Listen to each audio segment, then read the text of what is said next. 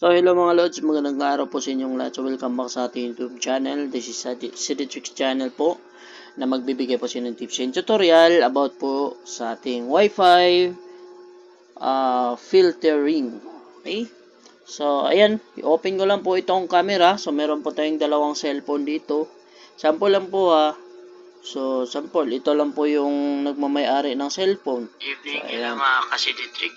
Okay, pa-i-off natin yan. Paparas lang yan naka-connected. Then, ang ito naman, ito yung linta. Taga-sip-sip lang. Hindi nagbabayad sa monthly load mo. So, kung gusto mo siyang i-block. So, para hindi halata, ayan ha, nag-YouTube yan ha, i-play yan. Para hindi siya halata, ganito lang gagawin natin. So, dapat kunin mo tong MAC address nito. Sino lang yung gusto mong i-connect.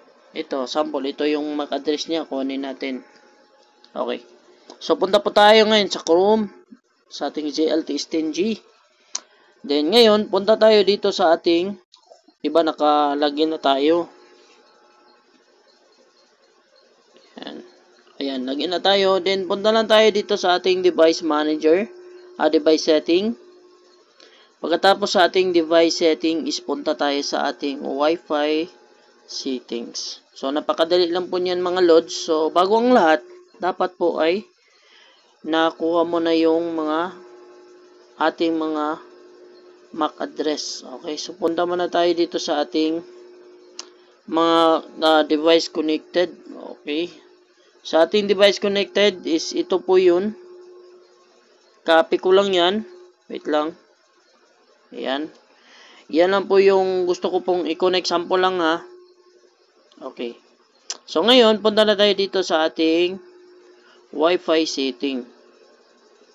Okay. Wi-Fi setting.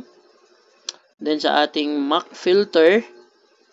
Pagkatapos sa ating MAC filter, dyan mga lods, may dalawa pong pipilian po natin. So, ibig sabihin, pag itong MAC filter po yung ilagay mo, so, pag once na ilagay mo yung MAC address is, ito yung isang cellphone ko po na gusto ko sanang hindi i-block ito. Pag ilagay ko po yung MAC address dito, ito yung mablock, hindi ito. So, kailangan ito yung ibablock ko. Then, ang maganda kasi dito sa gagawin ko is, habang pong hindi po ma-reset yung modem po natin, ito lang talaga makakonect. Okay? So, ang gagawin natin dito mga lods, di ba naka-disable yan?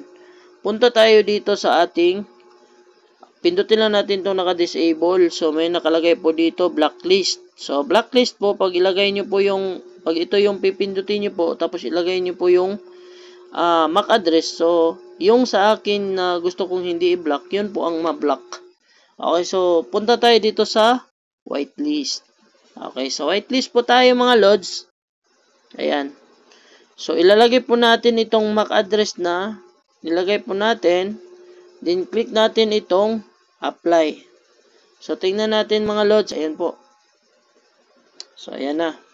So, ngayon, tingnan natin dito. Then, kung makapag-play pa ba ng makapag-play pa ba ng video. Okay. So, ayan, makapag-play pa siya.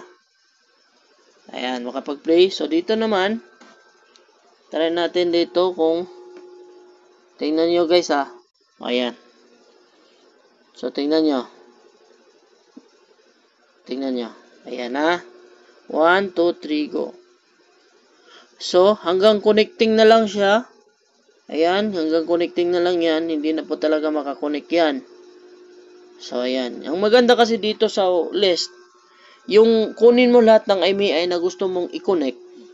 And, pagkatapos, yun lang yung i-register mo doon sa list na gusto mong i-connect. So, ayan, tingnan nyo po. Authentication error po yan.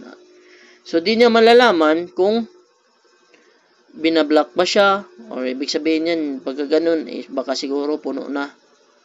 Yun ang iniisip nila. Pero, hindi nila alam na blacklist na po sila.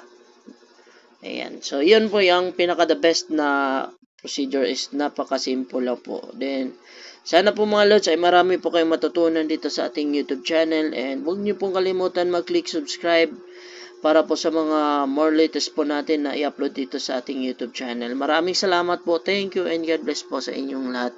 More supporters po.